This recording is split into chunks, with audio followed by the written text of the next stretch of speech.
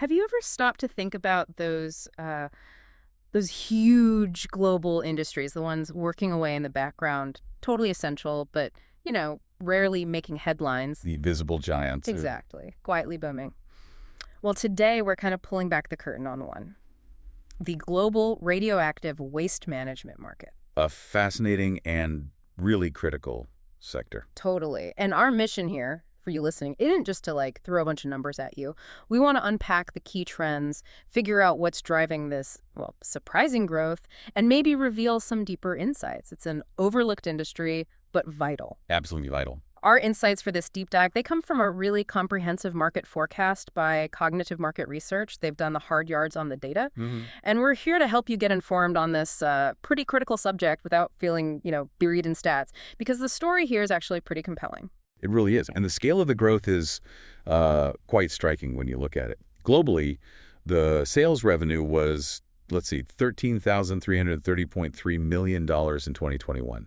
So just over $13.3 billion. Okay, $13.3 billion starting point. Right, but that's just 2021. It's projected to jump to almost $17 billion, $16,949.5 million by 2025. Wow, okay. And then looking further out by 2033, a staggering $27,402.7 million. So over $27 billion, that's more than doubling in about 12 years. Exactly. And the compound annual growth rate, the CAGR, tells that story too. It's 6.189%. Nearly 6.2%. That's not just a blip, is it? That's consistent, sustained growth. It really underscores consistent expansion, yeah. But let's clarify, when we say radioactive waste management market, what exactly does that cover? What are we actually talking about? That's a really good question.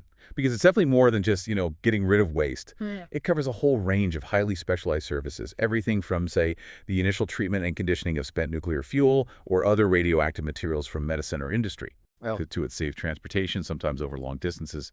And then there's the really complex engineering involved in designing, building, and operating secure long-term storage or final disposal facilities. So it's the whole life cycle. Pretty much. Each step is a specialized service, and together they form this multi-billion-dollar ecosystem. It's absolutely foundational if a country has any kind of nuclear activity, power, research, medicine.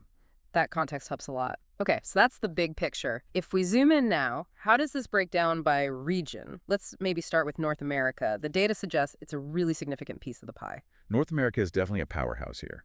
The total market revenue for the region was around $5.3 billion, $5,305.4 million to be precise in 2021. Okay, $5.3 billion. And that's set to grow to about $6.7 billion by 2025 and projected to reach $10,528.1 million, so over $10.5 billion by 2033. Big numbers. And within North America, I'm guessing the United States is the main driver. Oh, absolutely. Dominant player.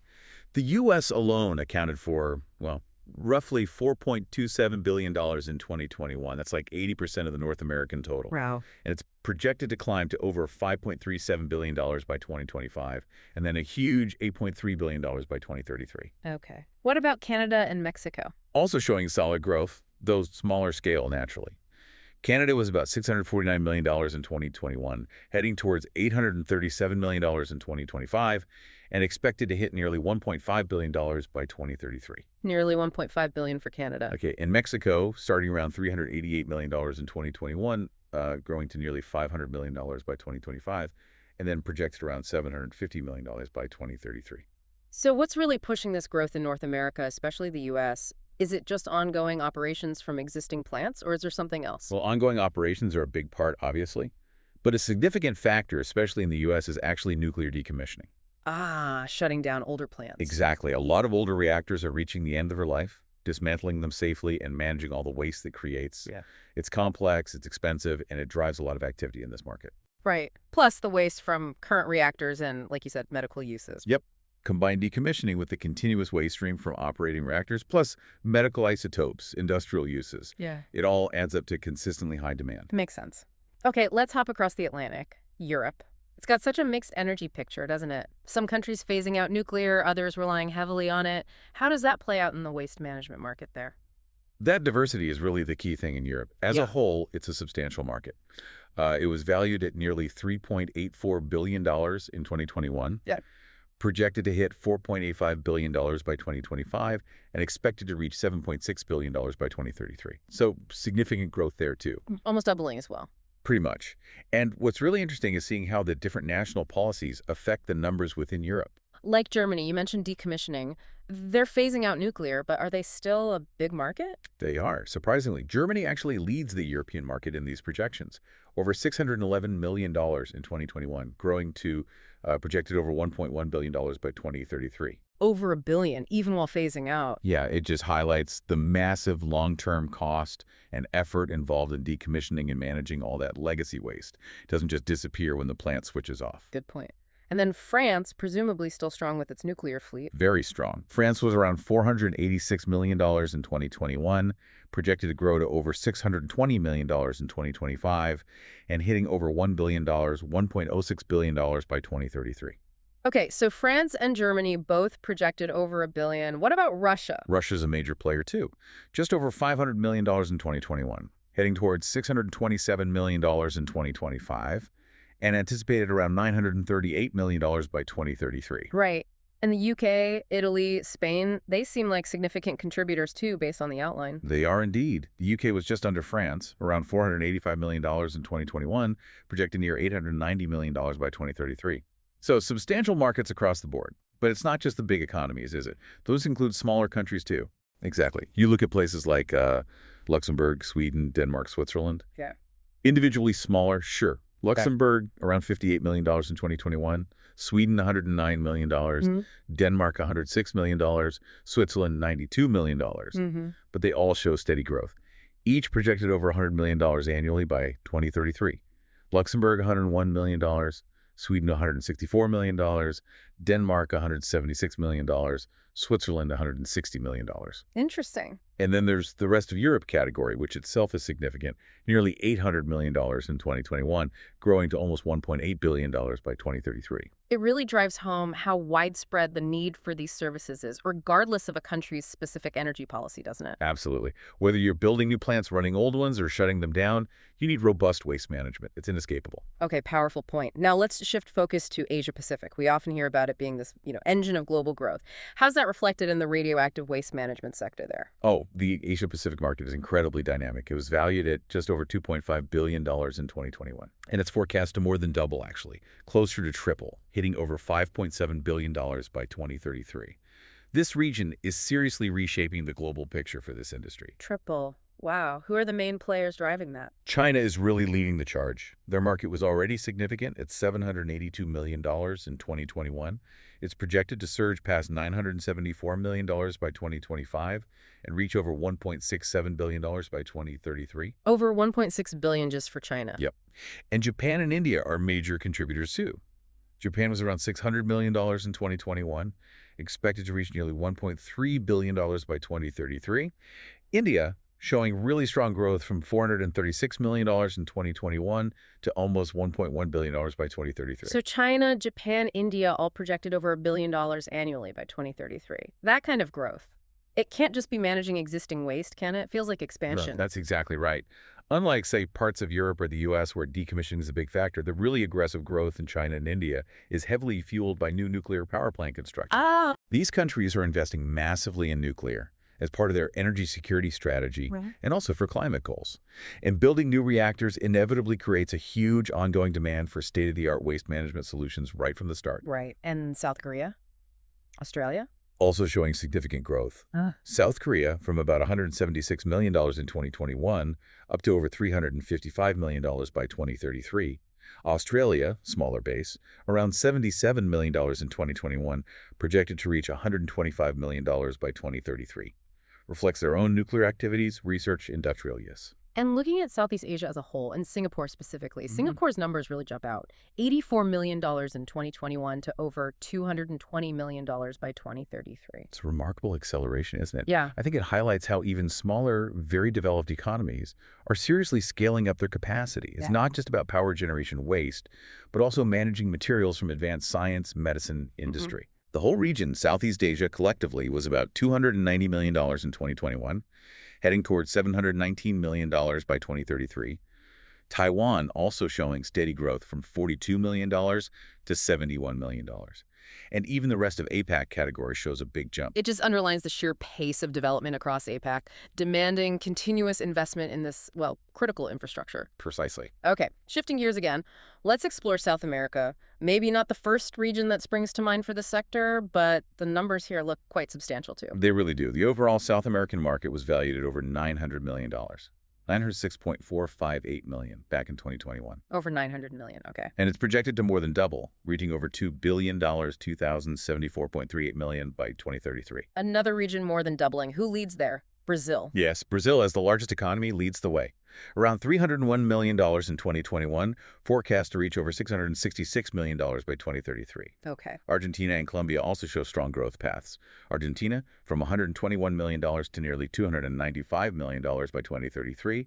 Colombia from about $78 million to almost $189 million. And Peru and Chile. Smaller but still growing. Yeah, Peru around $35 million in 21, going to $66 million by 33. Chile, about $24 million going to $44 million. And the rest of South America category is also quite significant, projected over $800 million by 2033. So what's driving the growth down there? Similar factors to other developing regions? Largely, yes. Many South American nations have perhaps smaller but still active nuclear programs, often focused on research reactors, energy production in some cases like Argentina and Brazil, and definitely medical isotope production. Right. So as these economies grow, as they industrialize further, the need for proper, safe waste management systems just expands naturally, kind of mirrors the growth patterns we've seen elsewhere. Okay. Let's move over to the Middle East now, a region we associate with massive energy projects, big infrastructure builds. How does radioactive waste management fit in? It fits right in. The Middle East market is definitely significant and growing. It was just under $500 million. Yeah. $493.22 million in 2021. Okay. And it's projected to grow to over $857 million by 2033. And the key players there, Saudi Arabia. Saudi Arabia is a major contributor, yeah. Yeah. About $154 million in 2021, expected to grow to nearly $260 million by 2033. The UAE is also notable, from around $45 million to $86 million. Turkey, too, around $55 million, growing to $91 million. And I imagine new nuclear power ambitions are a big factor in this region. Absolutely. Several countries in the Middle East are actively pursuing nuclear power, seeing it as key for energy diversification, moving away from just fossil fuels. Right. So this development of new nuclear facilities, starting often from scratch, means they have to invest heavily in the entire support infrastructure right from the beginning, including long-term waste management plans. Qatar, Egypt, the rest of the Middle East, they all show growth too. Makes sense. Okay, last region on our tour, Africa. What's the picture there? What does the data show? Africa starts from a smaller base compared to other regions, but the growth trajectory is quite compelling. The total market was around $266 million in 2021. 266 million. But it's projected to grow significantly, nearly tripling, actually, to reach over $627 million by 2033. Tripling again. Who are the main countries involved? South Africa. South Africa, with its Coburg nuclear power station and research facilities, definitely leads the region. It was about $91 million in 2021 and projected to reach over $208 million by 2033. Okay.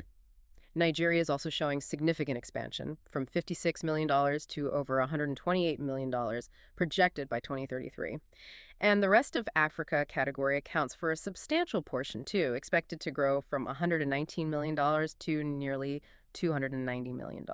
So it really seems to be a global story. As economies develop, as technology advances, as energy needs diversify, this need for specialized waste management just grows right alongside it. That's exactly it. It really underscores this global phenomenon. Whether it's established nuclear powers managing legacy waste and decommissioning, or emerging economies building new capacity for energy, medicine, research, the demand for sophisticated, safe, radioactive waste management becomes not just, a regulatory burden, but a really substantial economic sector in its own right. A foundational industry, as you said earlier. Yeah. Yeah, foundational. Well, quietly expanding everywhere, making sure we can actually harness the benefits of nuclear tech safely. So really what this all boils down to for you, listening, is understanding that these aren't just obscure niche sectors.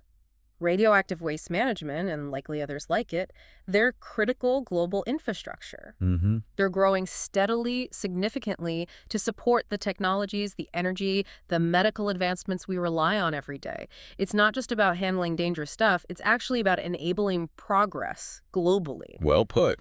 Which does make you think, considering this really significant but often kind of hidden growth in radioactive waste management, what other maybe unexpected industries or technologies might be having similar booms, just beneath the surface of our daily lives? That's a great question. And maybe looking ahead, how might growing global energy demands, maybe even a bigger surge in nuclear power use, how might that shape this market even further beyond these 2033 projections? Something to ponder. Definitely food for thought.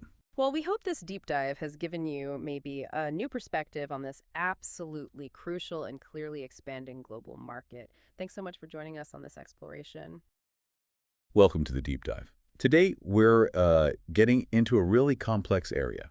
Critically important, often misunderstood. The global radioactive waste management market. Our mission really is to unpack what's driving growth, what's holding it back, the hurdles, and also the big innovations, the trends reshaping how radioactive waste gets handled worldwide. We're drawing our insights from some detailed analysis, particularly work done by cognitive market research. Okay, let's maybe unpack this. Yeah, and what's fascinating here, I think, isn't just the technical side of it. It's how deeply connected things like energy policy, tech innovation, and crucially societal acceptance are. They're all intertwined. This isn't just about managing dangerous stuff. It's about really long-term thinking, safeguarding the future. Right, long-term. Yeah. So let's dig into what's actually powering the growth side of this market first. Here's where it gets really interesting. Let's talk about what's driving growth. Now, if you follow energy trends, this first one won't be a huge surprise. It's the increasing use of nuclear power. You see countries everywhere committing, pretty aggressively actually, to cutting carbon emissions. Exactly. Nuclear power has kind of reemerged, hasn't it, as a key low-emission source. And it's reliable, too. Provides that baseload power, a solid alternative to fossil fuels. Stable. And this pivot, it's not just about hitting, climate targets. For a lot of nations, it's becoming about energy independence, too. Geopolitics plays a role. And that commitment, that global push for cleaner energy, it has a really direct consequence for our topic today. It means a huge surge in radioactive waste. Suddenly there's much more of it. So it's not just about generating power anymore. It forces this urgent need for better disposal strategies, efficient, secure solutions on a massive scale. Absolutely. And you see that translating into serious investment. Governments, private companies, they're pouring resources into the infrastructure, the technologies needed to manage this growing volume. It's recognized now as a critical piece of the whole energy puzzle. Okay, so beyond just the demand from nuclear power itself, what else is shaping this market? It can't just be about what countries want to do, right? There must be rules involved. That's a really key point. Stringent regulatory frameworks. That's the other major driver. Governments all over the world are putting in place these incredibly robust standards, and they keep evolving. These aren't just suggestions, they're mandates designed to minimize risks, protect health, the environment, often with pretty hefty penalties if you don't comply. Right, so it's not just paperwork.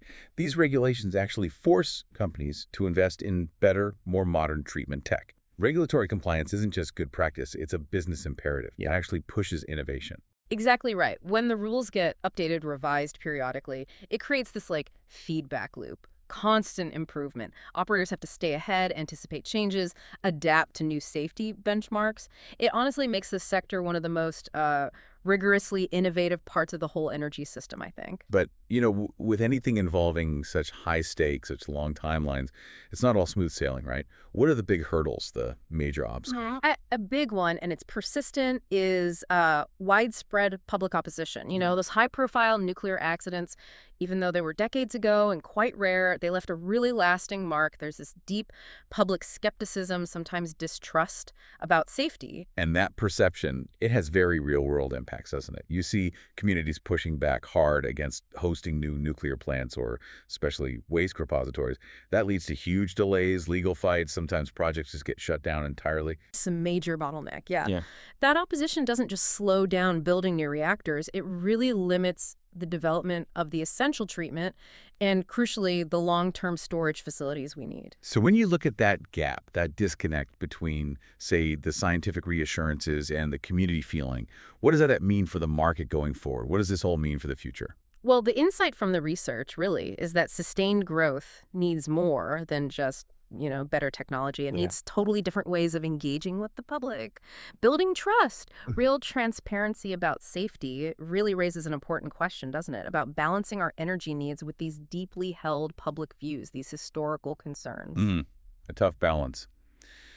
But despite those challenges, and they are significant, there is some fascinating innovation happening, really groundbreaking stuff. Let's maybe shift gears now and talk about the major trends reshaping this field. Yeah, definitely. One of the biggest shifts we're seeing is the emergence of deep geological repositories, DGRs. And these aren't just like storage sheds, they're engineered long-term solutions specifically for high-level radioactive waste. It's a huge leap in how we think about managing this stuff. And we're not just talking ideas on paper here, are we? Countries like Finland, Sweden, Canada, they're actually building these things, leading the way. Exactly. And what's so clever about DGRs is how they use the geology itself.